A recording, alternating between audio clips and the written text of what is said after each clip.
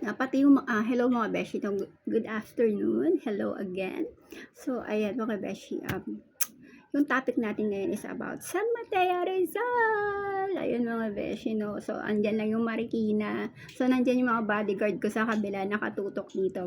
Marami yan. So, mga beshi.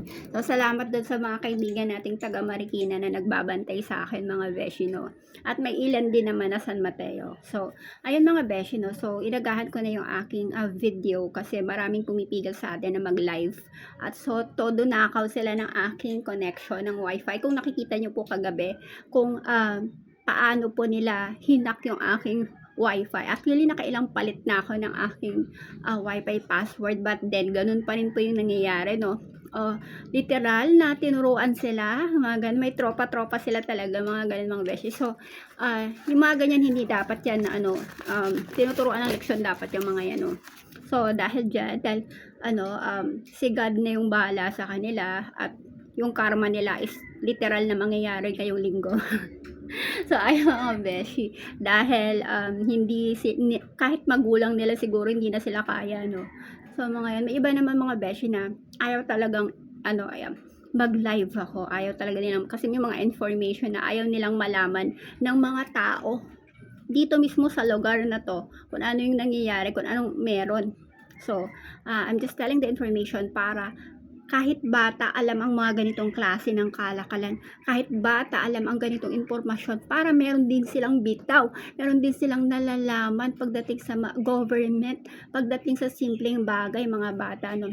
At mga magulang na wala talagang hindi naaabot ng balita or walang kakayahan para malaman yung mga informasyon sa labas. So, ayan, ang topic natin is si San Mateo Rizal. Ano bang meron sa San Mateo Rizal? So, umpisahan muna natin mga beses sa history. So, ang San Mateo ay isa sa pinakamatandang bayan sa lalawigan ng Rizal na itinatag noong 1572. So, ganun na siya katagal, no?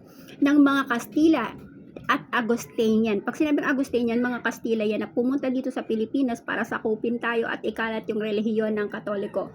So, yun sila yun. Ayon sa official na website ng San Mateo Rizal, nakuha nito ang pangalan mula sa kapistahan ni San Mateo noong 1596 at naging malayang munisipalidad sa ilalim ng lalawigan noong 1901. The source of municipal government of San Mateo Rizal. So, may nilagay akong link dyan para pwede mong i-check. No, ikaw na mag-click-click. So, panahon ng Kastila at pagtatag, nagsimula bilang maliit na pamayanan noong 1572. So, ganun na siya katagal. Pintakasi, o kilala ang bayan sa debosyon ng Nuestra Señora de Aranzazu. Kung kilala, alam niyo yung school dyan sa may plaza, no? Yung malapit sa munisipyo, yun yung Nuestra Señora de Aranzazu. So, ayun. Isa siyang Catholic school. So, na nagsimula noong 1705. So, paghihiwalay ng Montalban. Yun. Noong 1871, humiwalay ang ilang baryo nito upang buuin ang Montalban Rodriguez na ngayon ay Rodriguez ngayon, panahon ng Revolusyon. So, panahon ng Revolusyon at Amerikano himagsikan noong Nobyembre 2, 1896. So, birthday ni Shawi, birthday ni Ate Sandy noong November 2, pero hindi 1896. So, sinalakay at nakuha ng mga revolusyonaryong pinangunahan ni Andres Bonifacio. So, ang munisipyo ng San Mateo, pamahalaang sibil noong Hunyo 11, 1901.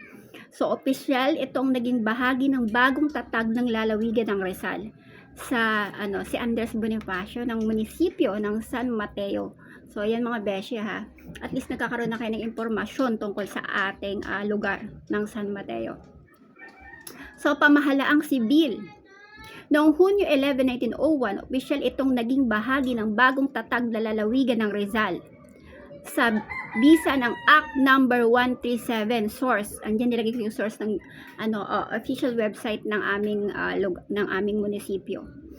So, ang pangunahing ikinabubuhay ng San Mateo Rizal ay nakasandig sa komersyo ng kalakalan, retail and trade. So, nakikipagkalakalan noong unang panahon, serbisyo, manufacturing at turismo. So, dahil sa pagiging malapit nito sa Metro Manila at Quezon City at Marikina, mabilis ang naging pag-unlad nito mula sa isang agrikultural na bayan tungo sa isang progresibong komersyal ng sentro. So, komersyal at kalakalan, retail and wholesale, malls. Meron kaming malls, supermarkets. So, pinapasok na kami mga beshi ng mga iba't ibang kumpanya, no? So, para maging komersyal na rin ang aming lugar. Pagka sobrang dami na ng mga iba't ibang malls dito, tataas na, lalaki na yung tax, lalaki na rin yung persyento, yung 1% na yon para sa educational fund ng mga kabataan, madadagdagan, o diba? So, dapat talaga lahat pumapasok na. At expected yan, pag sinabing yung 1% na yan, para yan sa pagpaparami ng mga scholarship, pwede, or pwedeng yung mga upuan, classroom, kasi meron ng 15 na school, public school dito sa elementary dito sa sa San Mateo, no. So pwedeng madagdagan 'yan, o, 'di ba? Magdagdagan ng rooms, madagdagan ng upuan, mga ganun, no, mga beshi, no. Tapos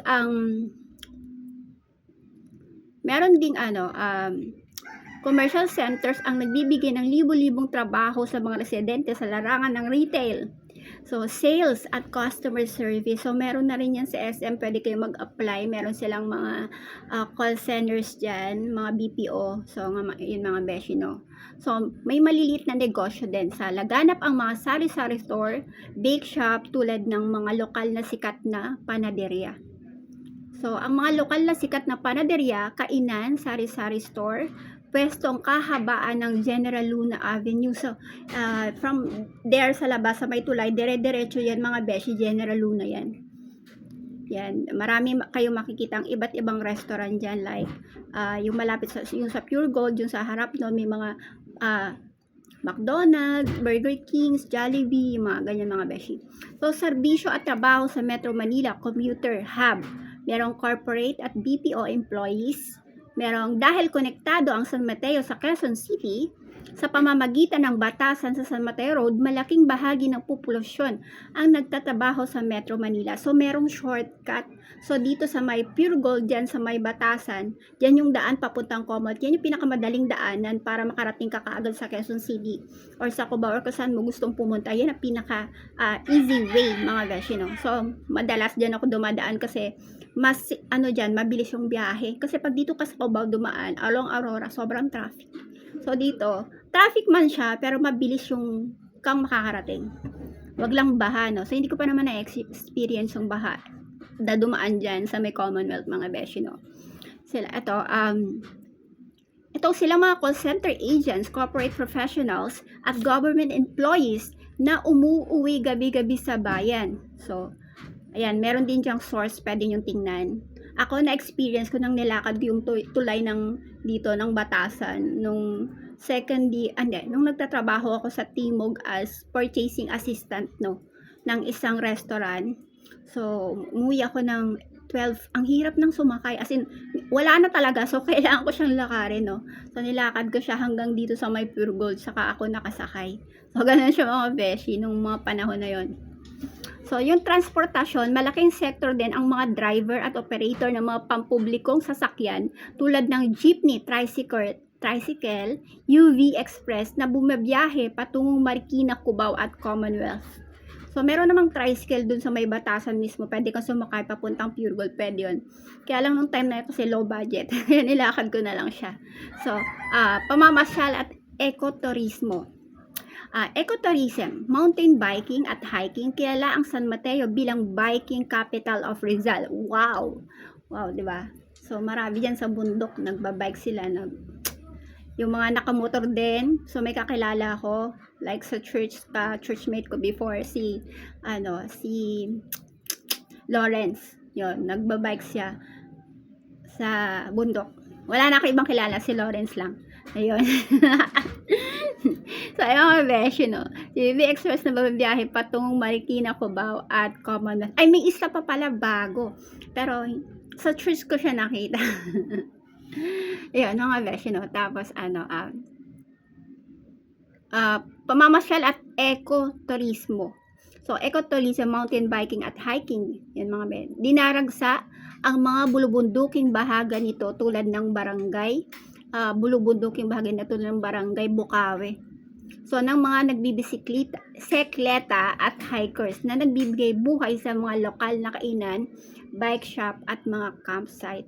So, resort at kainan. Maraming umuusbong na swimming resorts at mga scientific restaurant sa mataas na bahagi ng bayan na nag-eempleyado ng mga lokal na residente. So, manufacturer at industriya, light manufacturing, mga pabrika, may mga plantang nagpoproseso ng pagkain, tela, semento at maliliit na paggawaan ng kasangkapan, furniture, making at construction supply sa ilang bahagi ng munisipalidad. So, ayun. Joke lang. Bagaman urbanisado na ang malaking bahagi ng bayan, may kakaunti pa ring pamilya sa mga liblib na barangay ang umaasa sa pagsasaka at paghahayupan. So, meron pa rin daw sa mga bundok na ang tanging kinabubuhay ay nagsasaka sila. So, mga iilan na lang sila mga beshi, no? Ang mga sikat na pasyalan at destinasyon, panturismo sa San Mateo Rizal ay nakapokus sa adventure at ecotourism ng mga overlooking restaurants, resort at makasaysayang simbahan. So, narito ang mga pangunahing pasyalan na maaari mong bisitahin pagka pumunta ka dito sa amin sa San Mateo Rizal. So, adventure ecotourism parks. So, UCM Adventure Park, Timberland Heights sa Maarat Trail. So, dito yun sa bundok, paakyat siya. So, before nakaakyat na ako dyan, nang hindi pa bawal pumunta sa mga bundukan dyan. So, inakyat na punta na namin din yung mga falls doon. Sobrang layo, no? Halos bumuka-buka na yung daliri ko sa paa. Yung, yung kuko ko. Kasi sobrang layo niya literal, as in. Pero worth it naman mga beshi, kasama ko yung mga tropa ko pumunta doon when I was high school, no. So ayan, ngayon hindi na siya pwede kasi ginawa nang siyang subdivision or exclusive resort, parang ganun, exclusive na place for elite people. So ayan. So meron ding overlooking restaurants at hangouts, casa, resort and restaurant, Tukadon Bikers at Cafe Nature. So, meron doon. Farms and Resort Estancia de Lorenzo. So, meron din tayong Ciudad Cristia Resort 9 Waves dito sa Ampid lang. So, malapit lang doon sa harap ng Mercury, makikita yun. Marami din silang hiring doon. So, gusto mag-apply dyan, na taga San Mateo, Ampid. Marami silang open for mag-hiring. So, ang may-ari ng San Mateo Rizal, Ciudad Cristia, ay may kinalaman sa St. Matthew. So, pag ako magsiswimming dyan, meron akong discount. So, sa San Mateo Rizal ay merong humigit kumulang 21 na pampublikong paaralan, government school, sa ilalim ng pamahalaang Department of Education DepEd Rizal. Nahahati ito sa mga elementarya, mataas na paaralan, high school, at isang kolehiyo na pinatatakbo ng lokal na pamahalaan. Pampublikong elementarya, merong 15 na paaralan na sumusunod na public elementary school at matatagpuan sa iba't ibang barangay upang magbigay ng libreng edukasyon mula sa kindergarten hanggang grade 6.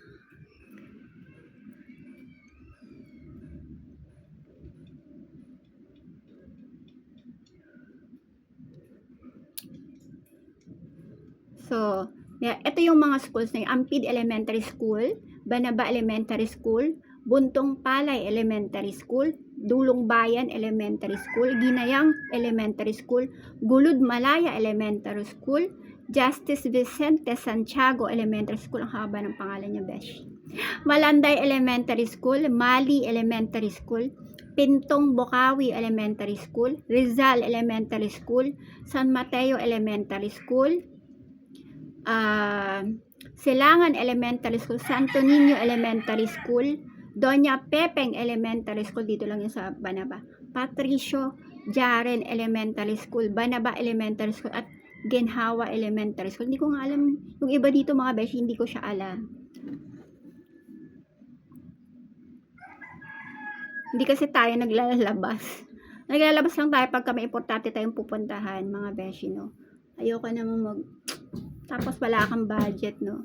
Pero nakapaglakad-lakad na din. Kasi nung kabataan ko, mga beshi, nag-enjoy ako literal. Halos lahat napuntahan ko na yan. So, para sa akin, wala na. Kung lalabas ako, pwedeng sa malayong malayo or out of the country, mga ganon. Kasi naikot ko na to, ang tagal ko sa Marikina, San Mateo, Montalban. Napuntahan ko na lahat halos ng lugar. So, wala na sa aking thrill na magbiyahe sa mga ganon. Kasi napuntahan ko na nga. Either pupunta akong school, kung may kailangan akong bilhin, saka ako lalabas. Ganon lang siya, mga beshi, no? So, meron din publikong mataas na paaralan, public high schools.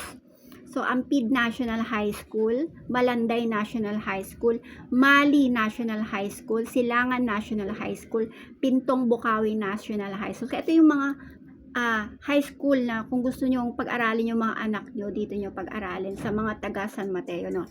Ang kabuang pondo para sa edukasyon sa San Mateo Rizal, bawat taon ay walang isang nakaperming kabuang halaga na isinapubliko online dahil ito ay nagmumula sa pagkahiwalay na pondo lokal at pambansang pamahalaan. So ayan, gayunpaman, ang pondo para sa mga pampublikong paaralan dito ay pinatatakbo sa pamamagitan ng tatlong pangunahing pinagkukunan. So tatlo din yung pinagkukunan.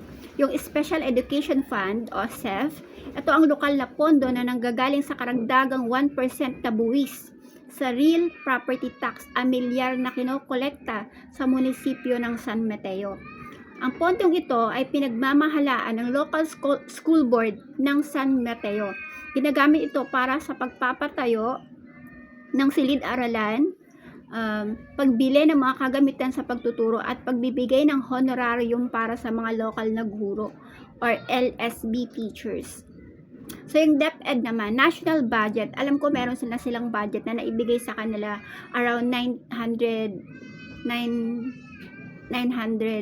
plus billion. Nasa DepEd na, no? So kaya kailangan nyo mag-aral ng maigi na yan. So, DepEd National Budget or GAA, ang pinakamalaking bahagi ng pondo para sa mga sahod ng mga guro. So, operasyon ng paaralan at malalaking infrastruktura ay nagmula sa pambansang budget sa ilalim ng General Appropriation Act. So, may batas para dyan, mga beshi, no? Kailangan ka kasi siyang gawing mandatory para sure na makapag-aral yung mga bata, no? Sure na walang tumambay. Kasi before, sobrang hirap, no? So, ginawa na siyang libre para lahat ng mga estudyante from 3 years old hanggang pataas makapag-aral. So, before ang hirap-hirap. So, ngayon okay na siya. Pwede na kayong mag-aral kahit ilang kurso ang gusto nyo, basta kaya nyo tapusin. Ito yung mga beshi, no? So, pinapamahagi ito sa pamamagitan ng DepEd Division of Rizal. Kasama rito ang mode, maintenance, and other operating expenses na direktang ibinibigay sa bawat pampublikong paaralan sa San Mateo based sa dami ng kanilang mag-aaral. So, kung lilima lang naman kayo, ganyan. Syempre, yung ibibigay na budget para lang doon sa lilimang tao, di ba? Sama teachers, upuan, ganun lang siya. Pero kung malaking-malaki, syempre malaki din. Kaya wala siyang eksaktong amount para doon. So, scholarship at local na programa ng naglalaan din ang pamahalang bayan ng San Mateo ng bahagi sa kanilang general fund bawat taon para sa mga lokal na programang pang-edukasyon tulad ng San Mateo Scholarship Program para sa mga natatanging mag-aaral sa kolehiyo. So, meron naman, mga beshi. Libreng school supplies o notebook na ipinamahagi taon-taon sa mga mag-aaral ng pampublikong paaralan. So, ang pondo ng bawat barangay sa San Mateo Rizal ay nag-iiba-iba at walang isang fixed na halaga. Ngunit ito ay karaniwang naglalaro sa pagitan ng 15 million to 60 million bawat taon base sa pinakahuling pagtansya ng pambansang budget. So, ayan, mga beshi. 60 million per barangay. Depende sa laki at sa liit. So, eksaktong halaga ay nakadepende sa National Tax Allotment, NTA, na dating tinatawag na IRA, at sa sariling kita, local revenues ng bawat isa sa 50 na barangay ng bayan. So, narito ang pagpapangkat-pangkat ng mga barangay sa San Mateo base sa tansyang laki ng kanilang pondo bawat taon. So, pag malalaking barangay, ang tansya dyan mga beshi, 40 million to 60 million bawat taon. Ang mga ito ay may pinakamalaking pondo dahil sa napakataas na populasyon at malawak na komersyal na area. So, sa Ampid, isa sa pinakamalaking kita. Wait lang mga beshi.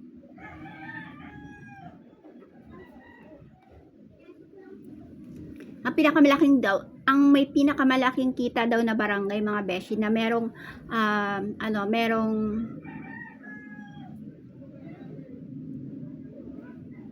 merong 40 million to 60 million na pondo yung Banaba. So, taga Banaba ako, kasali ako doon. Kasama itong lugar na to doon. Malanday at Mali. Yan yung may mga pinakamalaking populasyon, no. Ampid, kasama din yung Ampid yun. Ampid, Banaba, Malanday, Mali. 40 to 60 million ang pondo dyan. So, kapag katamtamang barangay, tansyang 25 million to 40 million bawat taon. So, ang mga ito ay nakakantamtamang laki, lupain at residential na populasyon. Katulad ng Ampid 2, Gitnang Bayan 1, Gitnang Bayan 2. Ginayang, San Jose at Santo Niño. So, mas maliit na, mayroon ding maliliit na barangay, no? Pag mas maliit o malayong barangay, tansyang 15 million to 25 million bawat taon. Ang mga ito ay mas mababang bilang ng residente o rehistradong negosyo, bagamat ang ilan ay malaki, ang lupain tulad ng Pintong Bukawi, ngunit mababa ang populasyon. So, nakabase siya kasi sa populasyon mga beshi, no? So, kahit gaano laki yung lugar mo, pero yung dami ng tao mo yung nangangailangan doon. So, doon sila nagbe-base. Silangan, Santa Ana, Dulong Bayan. Teka lang. Dulong Bayan, saan hinahati ang pondong ito taon-taon? So, alinsunod sa lokal na government code, ang nakuhang pondo ng barangay at mandatory hinahati sa mga sumusunod.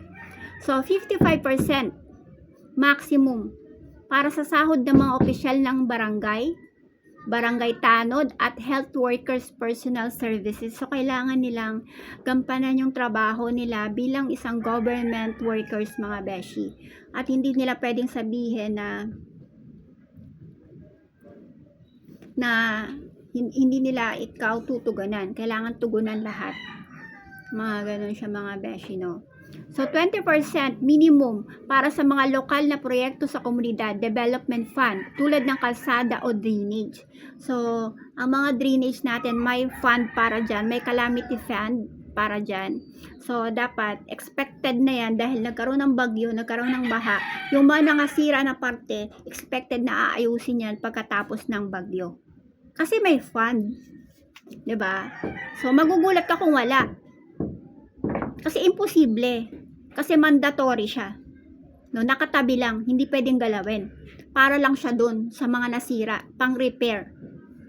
So, ganun mga beshi. Expected nyo yan lahat at kailangan nating paaalalahanan sila na may pondo para dyan at tinabi lang. Unless, kinurakot, 'di ba? So, for sure, hindi naman, no? For sure, nandyan lang yan nakatabi, nakatago lang kung saan. So, merong 5% para sa disaster risk or reduction and management calamity fund. Ito na yung sinasabi ko na 5%. Meron ding 1% para sa local council for the protection of children. So, meron silang pondo para sa mga kabataan, sa libreng pagkain, mga ganun. Yung mga anak nyo na malnourished, mga ganun. Yung anak ko sobrang hirap talaga niyang pakainin mga beshi. Kaya, yung pinanganak ko siya, 7 months lang siya. Ganito lang siya kaliit. Paano ba? Parang cellphone. Itong cellphone, ganito lang siya kaliit. Mataba pa yung cellphone siya, sobrang liit literal. Ganon siya, sobrang payat niya. Hindi siya kasi dumedede sa akin, nasa ICU lang siya sa Amang, yun, sa Amang Rodriguez. So, ilang buwan kami doon, 2 buwan mahigit, no? Kailangan niya umabot ng 160 pounds at least para makalabas kami, no? Ayun, back to our topic. So, yun, para sa kanila yun ng mga malnourished na bata na nahirap pakainin. So, kailangan nila ng nutritional food, ganyan. So, gayon pa man, base sa mga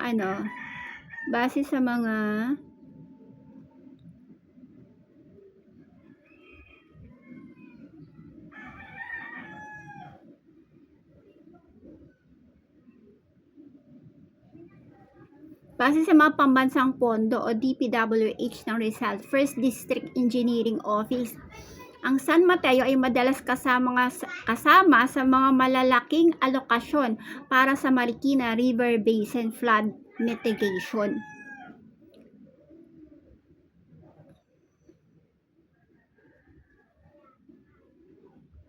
So, taon-taon naglalaan ang DPWH ng pondo para sa pagtatayo at pagpapatibay ng mga revetment wall, dike, particular na sa mga tabing ilog ng barangay Banaba, Ampid, Malanday at Mali na laging binabaha, pero wala akong nakita mga beshi na ongoing project sa mga lugar na yan.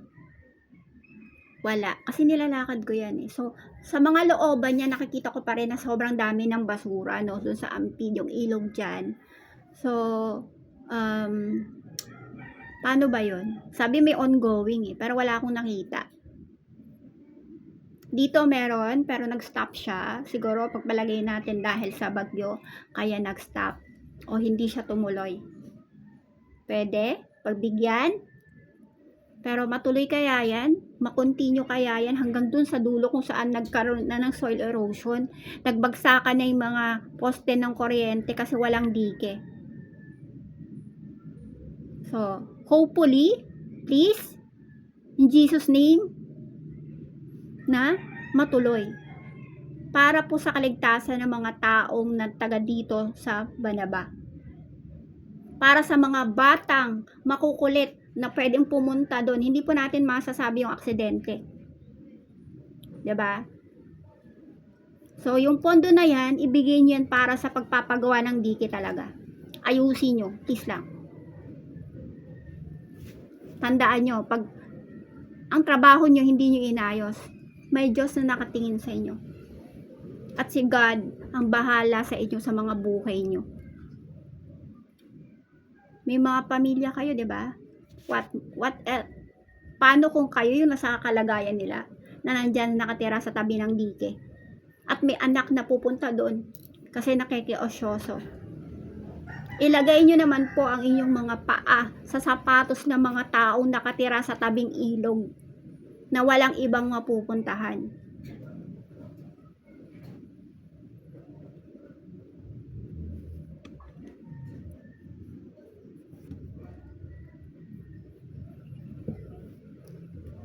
So, balik tayo sa topic mga beshi, no? Yung dike, pagpapagawa ng dike, particular na sa mga tabing ilog ng barangay Banabayon, Balanday, Mali na laging binabaha, dredging o pagpapalalim ng ilog. So, upang mas lumaki ang kapasidad ng tubig na kayang i-accommodate ng ilog kapag may bagyo. Pero wala naman ako nakikita. Dito, kahit papaano, yes, meron kami. Paano yung iba? So, salamat kami kay God. Hindi kami binaha. Hindi tumaas yung aming tubig. No? Kasi may mga tao talaga na nagtatanggal ng buhangin dyan. So, ayun. Magpasalamat tayo sa kanila. No? Tapos, ang mga individual na sub-project na ito ay karaniwang nagkakahalaga ng 20 million hanggang 100 million kada kalsada o sapa tulad ng Ampid River o ng Ka-River Control. Yung Ampid talaga mga beshi, hindi ko talaga nakikita, promise. Ang mga pinost na mga tao na yung nagkalubak-lubak. Tapos yung ilog mismo nun, ang dumit, ginagawang basurahan ng mga tao. Diaper, kung ano-ano na lang basura, walang kadisiplina. Kaya binabaha ng sobra-sobra doon. So, local na pondo ng munisipyo MDRRMO at Development Fund mula naman sa sariling taunang budget ng munisipyo ng San Mateo. Naglalaan din ang lokal na pamahalaan ng pondo para sa mas maliit na flood control operation, 5% calamity fund.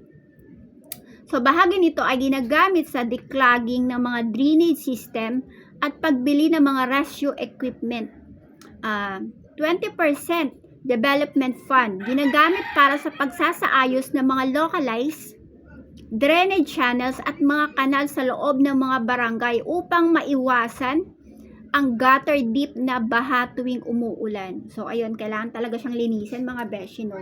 So yung mga ating street sweeper, yung ating mga maliliit na tao na nagtatrabaho ng may puso para sa kanilang barangay, sa kanilang bayan, mga beshi, maraming salamat sa inyo. Dahil sa inyo, nagiging maganda yung ating lugar, nagiging malinis, no. So to be compared naman sa ibang lugar na talagang siguro sobrang busy nila kaya hindi nila magawang malinisan, no.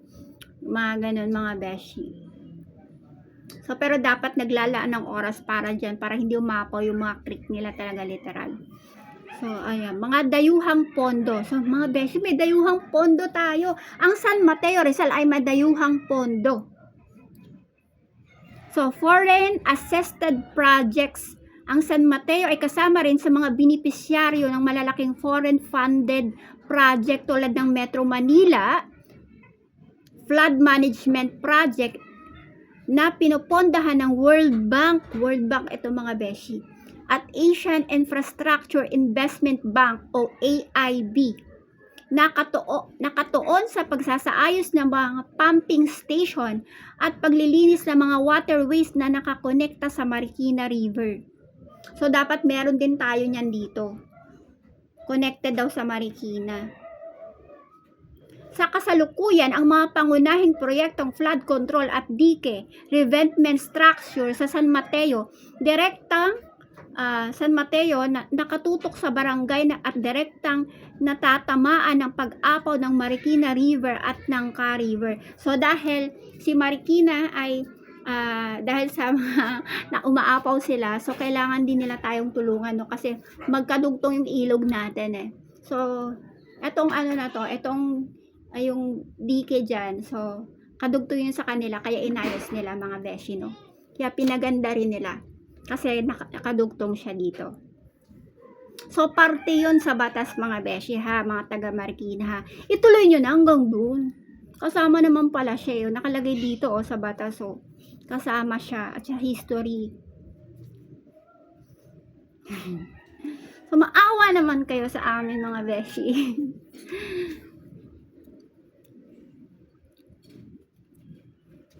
Ayan, ang mga sumusunod na lugar ang may mga aktibo o sunod-sunod na yugto ng construction ng dike mula sa pondo ng DPWH Rizal First District Engineering. So Barangay Banaba, pangunahing prioridad. Lokasyon sa mga bahagi ng tabing ilog malapit sa Arms Corps at mga residential na komunidad sa katabi ng Marikina River. So detalye. So dito itinayo at patuloy na pinapahaba ang mga dambuhalang concrete revetment walls dahil ang Banaba ang isa sa mga unang nasasalanta at pinapasok ng baha kapag umaapaw ang ilog. Pag umaapaw yung Marikina River. So itong Banaba na to, itong Arms Corps na to, ito yung unang nakakasalo. Sa Barangay Malanday, lokasyon sa kahabaan ng riverbanks na malapit sa Malanday Extension at mga komunidad ng sumasandig sa ilog. Detalye, patuloy ang pagpapatibay ng mga dike rito upang maiwasan ang soil erosion o ang pagguho ng lupa ng mga kabahayan patungo sa ilog, gayon din ang pagharang sa mabilis na pagtaas ng tubig.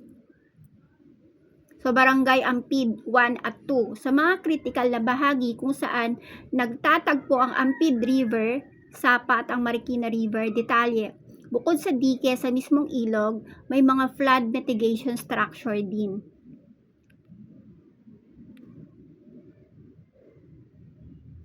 Wait.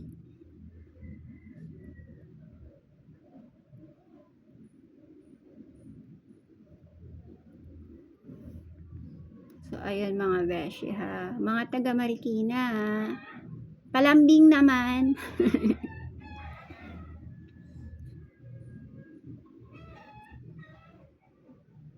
Yun, yung kasaysayan doon ng San Mateo dahil sa biglaang pag-apaw ng Marikina River.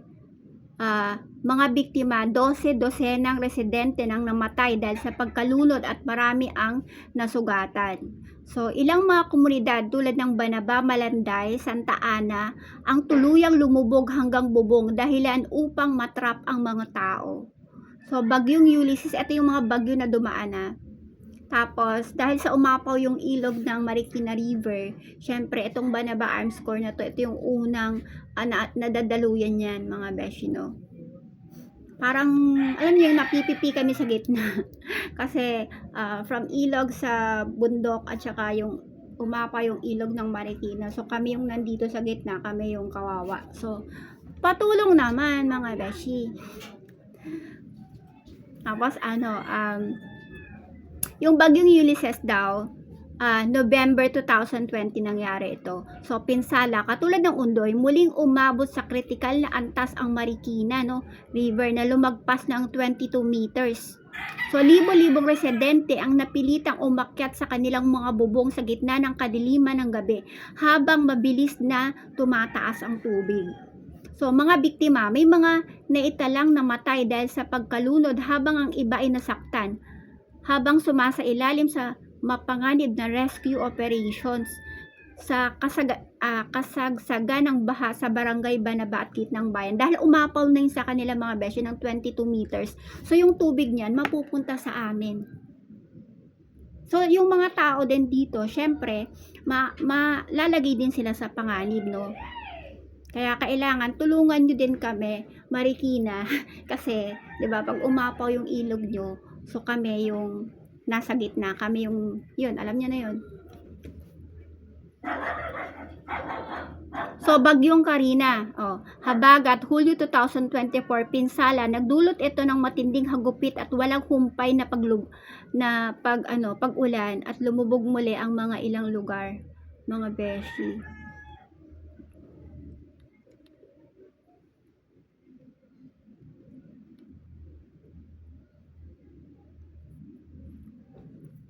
Sa mga critical na bahagi kung saan nagtagpo ang Ampid River at ang Marikina River.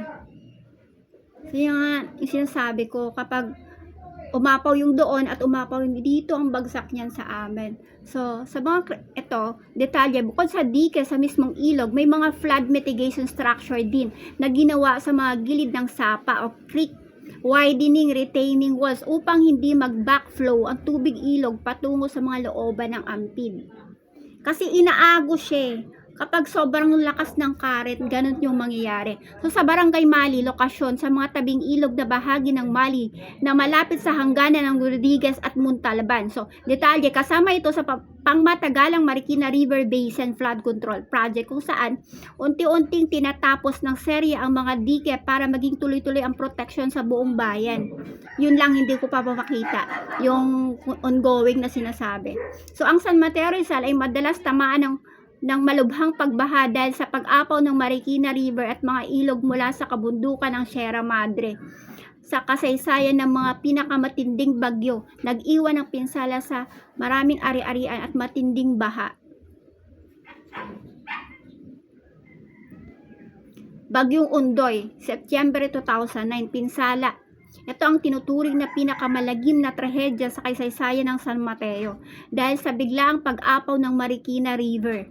Mga biktima, 12 residente, no? Ilang mga komunidad at tulad ng Banaba, Malanday, Santa Ana. So, yun yung mga umapaw, mga beshi, no? Dahil sa Marikina River at saka yung sa Sierra Madre. So, kami yung nasa gitna, kami yung napuruhan. So, kailangan namin ng tulong ng Marikina, mga beshi.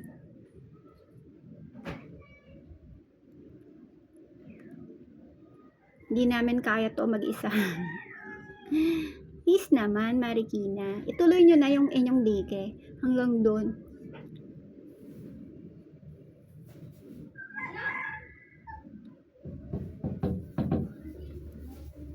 So, Bagyong Karina, habagat, Hulyo 2024, pinsala.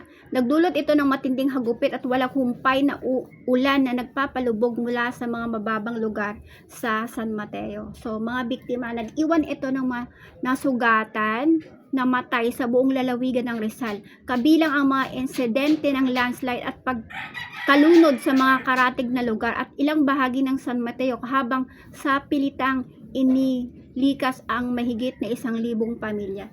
So, Marikina, yung ilog nyo. Kaya tulungan nyo kami ha, tapusin nyo na yung dike.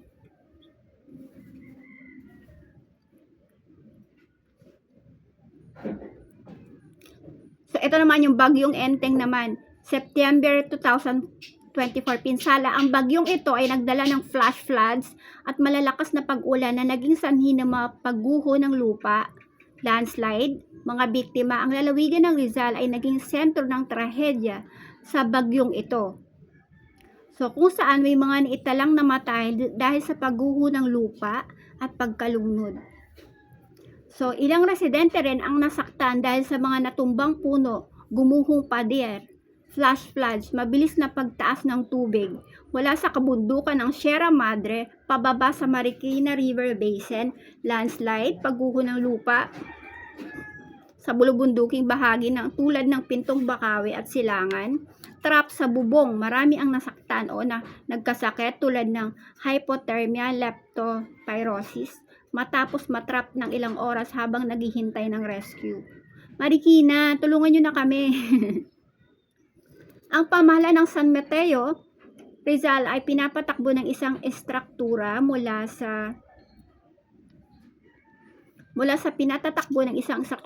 panlalawigang pinuno, lokal na ehekutibo, mga mambabatas hanggang sa mga kawani ng munisipyo at barangay. So, base sa pinakahuling ulat ng opisyal website ng San Mateo Rizal, narito ang mga kasalukuyang namumuno at mga antas ng mga trabahador na bumubuo sa gobyerno. So, sa pamahalaan, panlalawigang provincial level, sila ay mga sakop sa buong lalawigan ng Rizal. Kabilang ang bayan ng San Mateo, Gobernador Nina Ricci, nakita ko na siya sa Taytay. Kita ko na siya. Maliit lang siya na babae, pero I think hanggang dito yung hair niya. So, eto, libre tong mamigay ng gamot, mga beshi, sa gitnang bayan, no? Libre mo lahat ng klase ng gamot dyan. Basta may reseta ka. Ganon. Tapos sa Ampid, namimigay sila ng mga vitamins, no? Kahit walang reseta. So, ayun. Kahit sa gitnang bayan, doon sa center doon, namimigay sila doon ng mga ng mga vitamins. So ayun, lagi ako nakakahingi ng vitamin C. Dito rin naman sa Banaba nakahingi ako ng vitamin C, kaya thank you po. Sa barangay ng Banaba nakahingi ako ng vitamin C. Kasi libre siya mga beshi, kaya maghingi kayo. Mabait naman yung ating mga tao dyan sa barangay, no? Ang kailangan nyo lang mag-approach din ng maayos, na may respeto, kasi sila yung nasa posisyon na kailangan din natin silang irespeto bilang isang tao, diba? Syempre, hindi naman ganun kalakihan ng mga sahod ng mga iba dyan. So, bilang isang tao na lang mga besya, yung respeto wag nyong kakalimutan.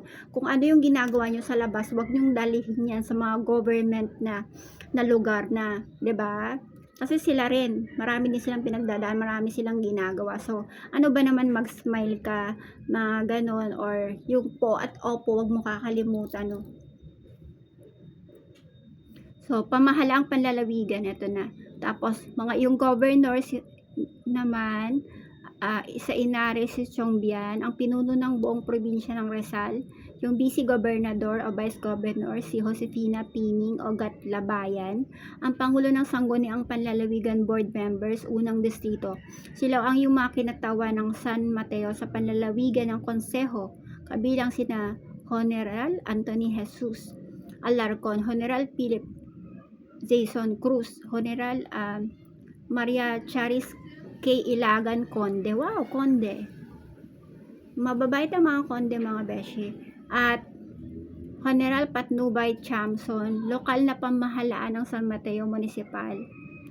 So, sila ang mga direktang nagpapatupad ng batas at nagbibigay serbisyo sa loob ng bayan. Punong bayang municipal, Mayor Juan Bartolome Ome Rivera Jr., ang pinakamataas na pinuno ng ehekutibo ng bayan, masyadong Tagalog. So, pangalawang punong bayan, Vice Mayor Jimmy Rojas, ang pinuno ng konseho ng bayan, Sangguniang Bayan.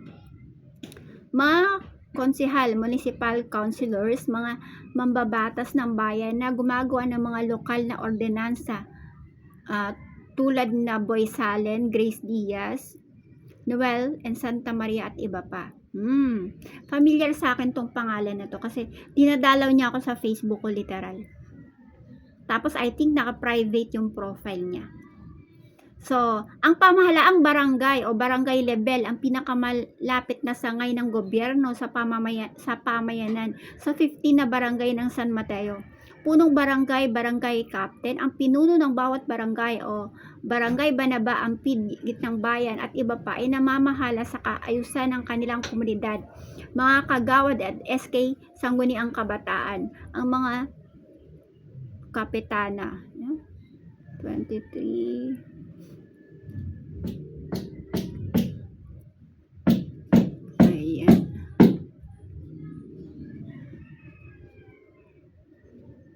So, mga kagawad SK sa kabataan, ang katuwang ng kapitan sa pagpapatupad ng proyekto para sa komunidad at kabataan, barangay Tanod at Lupon, sila ang mga nagpapanatili at gabi-gabing seguridad at nag-aayos ng maliliit na gulo sa komunidad. So,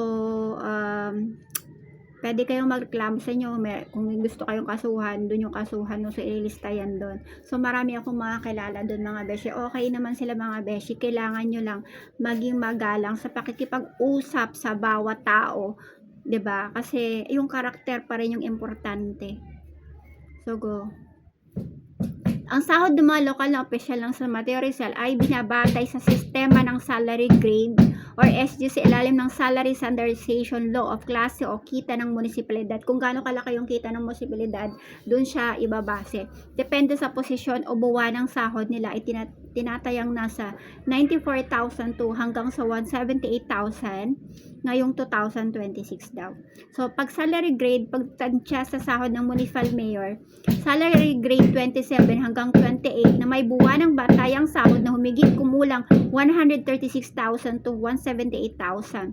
So po, municipal vice mayor, salary grade 25 hanggang 26 na may huwarang batayang sahod na humigit kumulang 107,000 hanggang 142,000. So, Sangguniang Bayan Member Konsehal salary grade 24 hanggang 25 na may buwanang batayang sahod na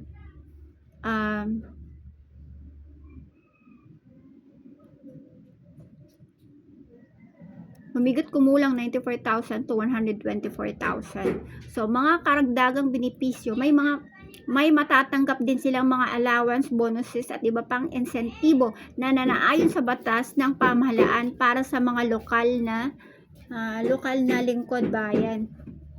Ang eksaktong halaga ay nagbabago depende sa taunang tranche ng dagdag sahod ng pamahalaan at sa antas ng kita ng bayan ng San Mateo.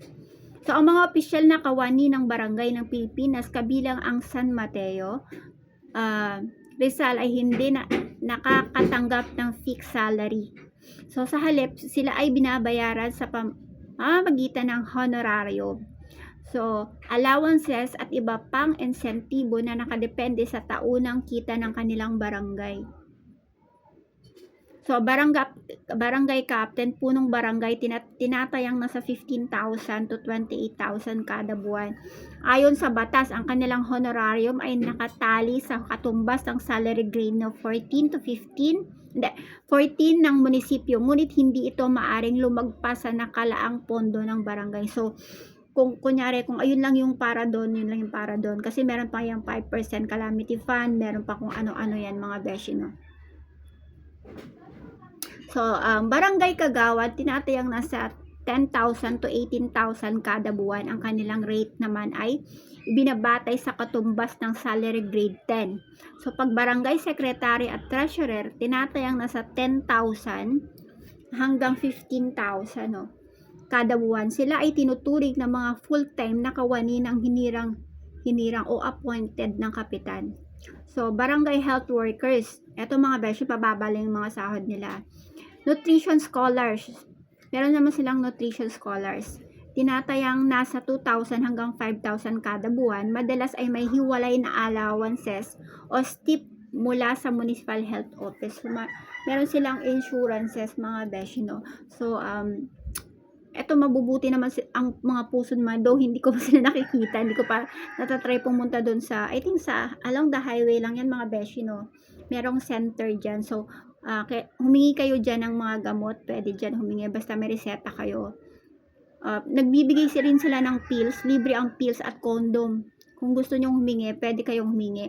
Kasi sa Marikina, pinamimigay lang. Meron talaga yan, naka-budget para dyan, no?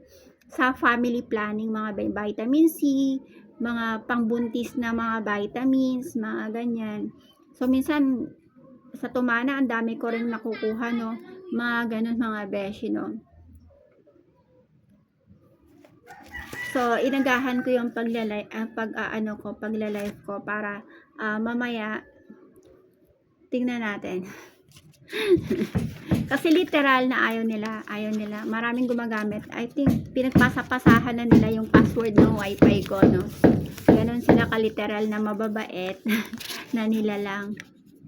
So, sabi sa Isaiah 43:2, when you pass through the waters, I will be with you, and through the rivers, they will not overflow you.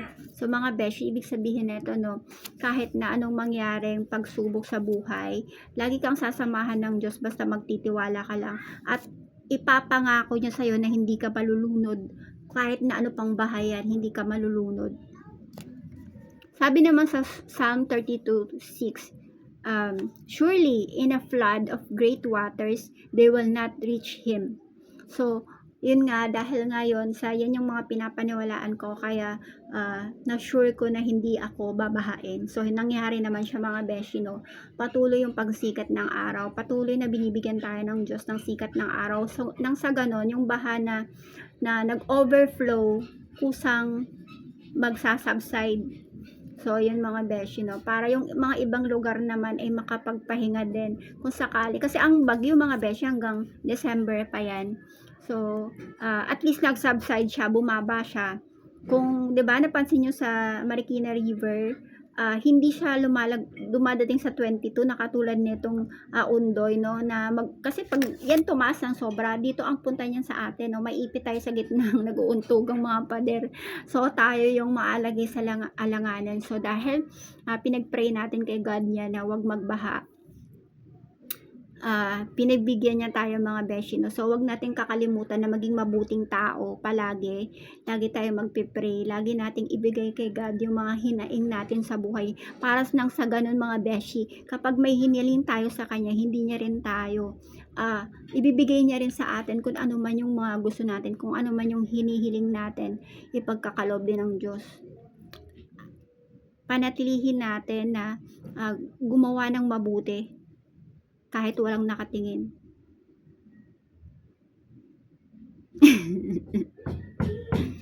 Tinitingnan ko kayong mata ko. Nakakatakot daw ako sa mga beshi tumingin. Nakakatakot ba ako tumingin? Kasi kaya ako gumaganon minsan kasi parang yung pagpalagi ka nakatitig sa cellphone, sa yung radiation, parang sakit sa mata, kaya ginaganon ko siya. So, ano yun, parang tinatawag naman ni mannerism. So, hindi siya intention. Unintentional siya. So, ayan, mga beshi, may dalawang utos ang Diyos. Mahalin mo ang Diyos ng buong puso at buong kaluluwa. At ang pangalawa, mahalin mo yung kapwa mo. Kahit na ano pa yan. So, ayun, naloloko ako sa inyong lahat. Pero, alam ko naman na poproteksyonan ako ng Diyos. At alam ko na hindi niya ako papabayaan, no, against all of you. So, ayan, mga beshi, no, mafe-feel nyo yan kung paano gumanti ang Diyos sa inyo sa mga pinagagawa nyo sa akin.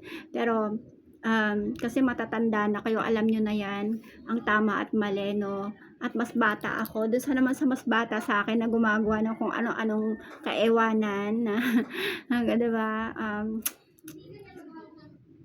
hindi ko na alam kung ano sasabihin ko sa inyo. Ang Diyos nang bahala. Yun mga beshi, salamat and God bless everyone.